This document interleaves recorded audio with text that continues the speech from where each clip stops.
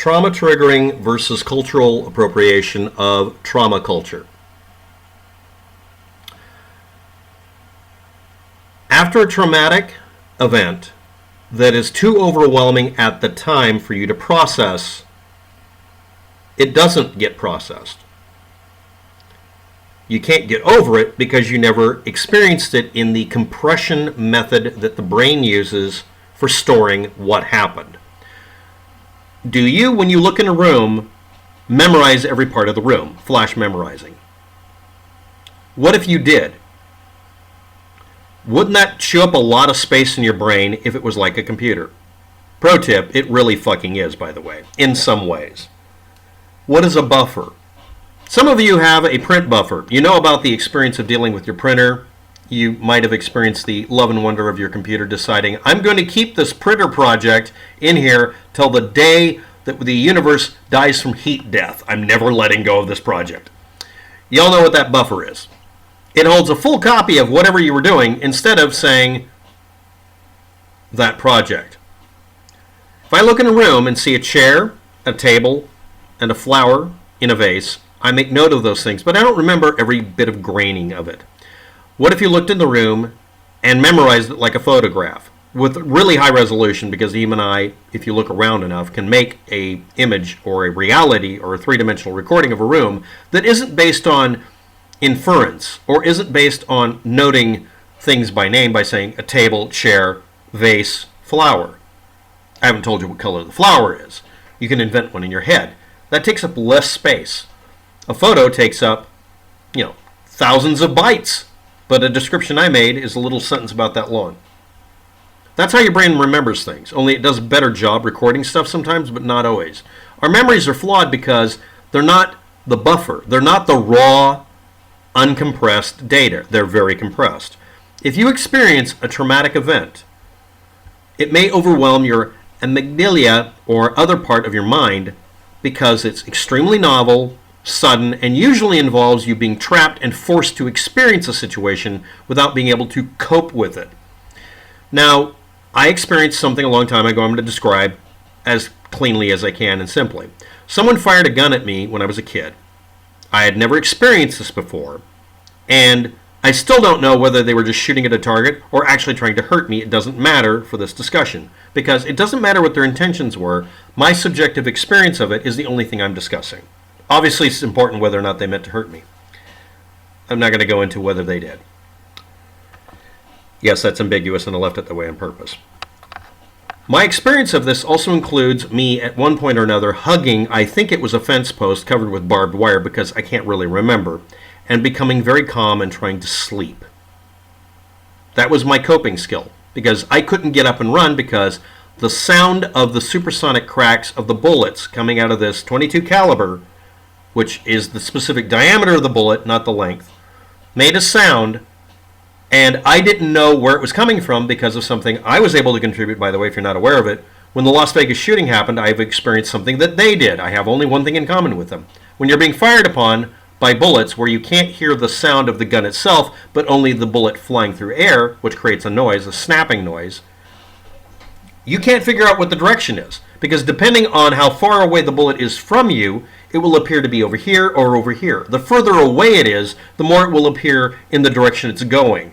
If you know that, if you say, I'm hearing it and I'm hearing it in two different locations, first thing out of your head, turn your head until it seems like you're hearing the cracks from the same distance, or the same, seemingly, holophonically, hologram, faking you out, holophonically. What are the angles? If I turn my head here, do they seem to be about the same distance? Okay, you don't know where it's coming from, but you know that it's coming from that way or that way when you have your head turned to where they seem equidistant. They're not equidistant. The distance is being faked. The closer it is to your head, the more it'll appear as where it's coming from. Now you say to yourself, which one's louder? Because I'm confused by the angle. The louder ones are over on this side of my head. Now when you turn your head, it'll seem louder over here all of a sudden.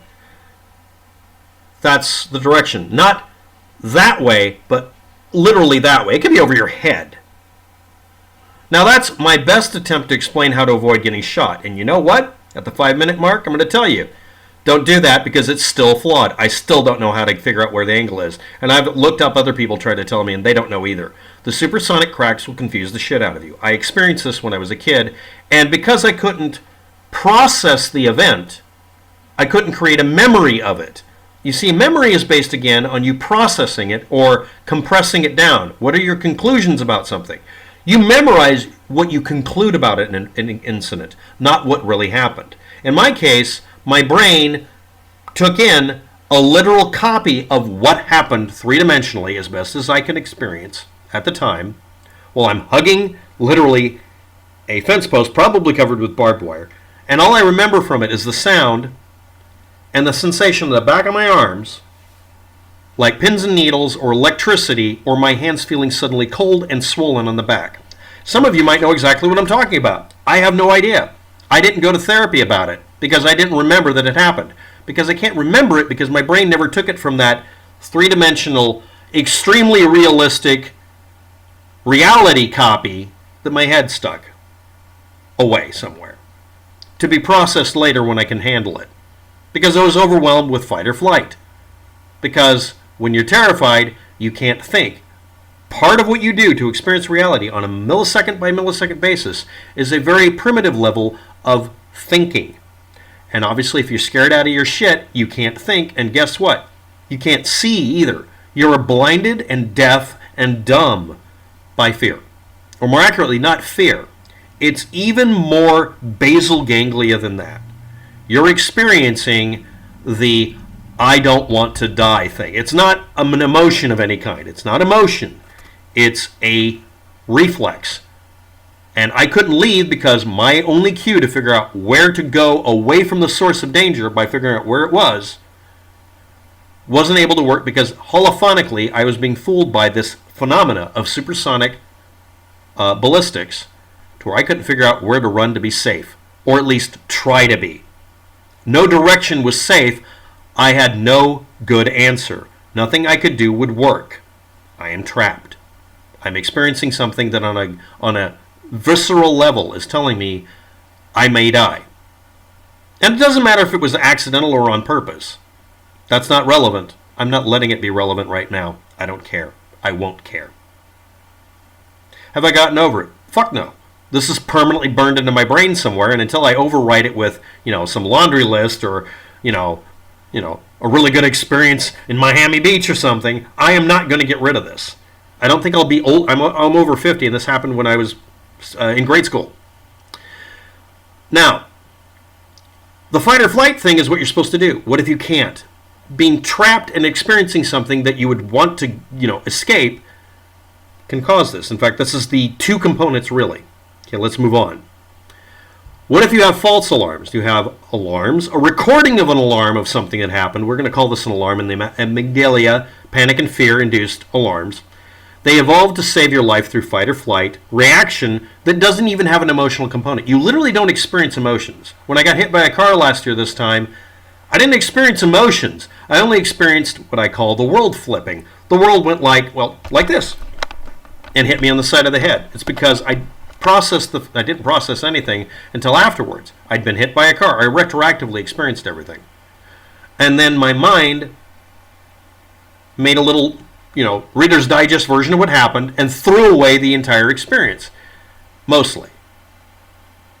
But for weeks afterwards, but only for weeks, I avoided that specific intersection, unless I got off the bike, looked around, waited for nobody to be at the intersection and went through. That's the same thing I do at other intersections. I've seen an accident. I didn't experience it. I watched it happen. And it still had a visceral response to a wreck. Or driving by a wreck and you see someone who's been very, very horribly dismantled. These can all cause a reaction. Anything can do this. It's because it's overwhelming you on some level that subconsciously your brain puts it away later for processing because it might be important. But it's sort of like recording thousands and thousands of web page crashes. It just chokes up your drive. Yes, I'm rationalizing this as a computer thing because I'm a computer geek. But also, that's not really too far off. What if you have false alarms? Or what if you just choose to say the alarm went off? Now we're getting into the word triggered being misused. There's trauma triggered, And then there's Tumblr triggered. Learning to cope with these triggers, because they're messing with your life, requires emotional processing. Because you have to process it because you didn't process it before as much as you can. And you also have to deal with the triggers making you relive the experience. The processing you were not able to do before must be done sometime. If someone is not saying, I have triggers and I'm working on getting over what happened before, that's common wording for it, or processing it, then they're not actually doing something that would solve the problem.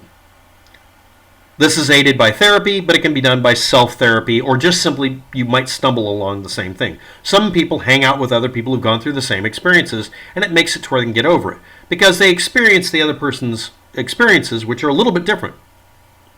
And it triggers some memories in them, but not all of them. And they start tearing apart and processing what happened. You lost part of your leg muscle in an accident. Well, I lost a leg, let's say. A roadside IED took out my friend in front of me. And the other person said, yeah, it took me out, but I got recovered and I'm missing an arm. They're not identical experiences. They're triggering each other. But they're sitting there experiencing it and actually being able to take this full photograph and then Photoshop the shit out of it until they've rationalized it back to what it really was. That happened. I experienced it by having it happen to me or watching it happen. And then your brain says, oh, I don't need to keep the photo anymore. I'll just ditch the damn thing. Well, maybe it'll keep the negative around. If you're not learning to cope with the triggers, at least, and at best, coping with the experience by actually processing what your brain had stuck in the negative, you'll never be able to get over it, which is the expression people don't want to hear because that triggers them. Trigger warnings can reinforce avoidance behaviors in the best case. You have to process this. You do not have a choice because you have a problem that is interfering with your life. I have obsessive compulsive disorder on an organic biological level, and it's not a mental disability. It's a mental disability in the same way that getting a head injury is, which I have. A head injury, by the way. It's not a psychiatric problem. I am really upset with the Diagnostic Methods Manual classifying it as a psychiatric disorder. That implies that it's an inorganic mental problem. Sort of like having brain damage from doing acid is treated as not brain damage when it fucking is. This is a problem in the chemistry of the brain. I'm chemically imbalanced is the fun way of saying it. And the coping skills I learned before I was diagnosed was to learn to get over it. That's the vague, non-precise, totally non-scientific way to do it. The right way of saying it is I did cognitive therapy without knowing I was doing it. We've stumbled on these treatments. You know that, right? Some people took aspirins for years because of stomach aches or chills or whatever, and noticed later on if you take an aspirin every day, it reduces your likelihood of a heart attack. People who experience pain in their life don't die of heart attacks as early sometimes. That was noticed, and then they found out it's just the aspirin doing it, not the pain, in case you were curious.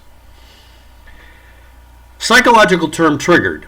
Anything that, here is the list, makes a person re-experience a traumatic experience in total, like staring at a photo they took. Or makes a person re-experience the symptoms from said experience. That's partial processing. Or reminds them of an experience they remember, which means you've processed it, but you don't like it. Next, allowing a person's negative reaction to literally anything to give them merit beyond just it being a preference or being upset, so that they can go on to cancel culture, a pizza delivery company. Allowing them to shut out others and shut them down as a defense mechanism, never processing what they claim to be triggered by. Being triggered means a relatively minor thing, being upset, sad, or disgusted. It looks weak, sensitive, or that you're easily upset, versus not just being upset, but having your brain overwhelm you with shit you can't fix. Substance abuse disorders. Eating disorders and anxiety can have triggers as well. A trigger is a neutral term about something that causes a reaction. But some people are overreacting. And yes, it has to be said, a trigger is something that causes a person to react to something that doesn't need to be reacted to. It is defined as overreaction, but it's not just overreaction. And people who overuse or misuse the word trigger that rhymes with another word, or abusing a word and giving it no meaning. Good day, good luck, goodbye.